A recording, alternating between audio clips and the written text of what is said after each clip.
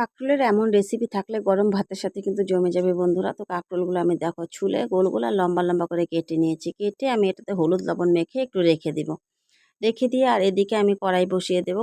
কড়াইতে আমি সরষের তেল দেবো। সরষের তেলে কালো জিরে সরষের তেল দেবো, দিয়ে আমি কাঁকরোলগুলো লাল লাল করে ভেজে নেব। দেখো সবগুলো একসঙ্গে দিয়ে দিয়েছি, লাল লাল করে ভেজে উঠিয়ে রেখে সেই তেলটাতে আর একটু তেল দেবো। তেল দিয়ে তারপর আমি কালো জিরা ফোড়ন দেবো। কালো জিরা ফোড়ন দিয়ে আমি সর্ষে কাঁচা লঙ্কা দিয়ে আমি সুন্দর করে পেস্ট করে রেখেছিলাম আগে, সেটা আমি তেলের মধ্যে দিয়ে দেবো। দিয়ে তারপরে কিন্তু ভালো করে কষিয়ে নেব। যখন সরষের থেকে তেল ছাড়তে শুরু করবে তখন কিন্তু আমি এটাতে জল দিয়ে দেবো। আর একটা কথা বলতে ভুলে গেছি, হলুদ লবণ কিন্তু দিতে হবে, আর কিন্তু চিনি একটু সামান্য দিতে হবে। দিয়ে আমি কষিয়ে নেব। কষিয়ে নিয়ে কষানো হয়ে গেলে তারপরে আমি কাঁকরোলগুলো দিয়ে দেবো। কাঁকরোল দিয়ে তারপরে আমি একটু জল দিয়ে দেবো।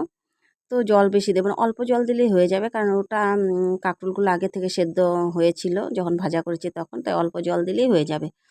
তো এটা বানাতে বেশি সময়ও লাগে না। তো দেখো যখন একদম মাখো মাখো হয়ে যাবে তখন কিন্তু আমি এটা নামিয়ে ফেলবো। আর আমার কিন্তু কাঁকরোলের রেসিপিটা রেডি হয়ে গিয়েছে। এখন আমি নামিয়ে নেব।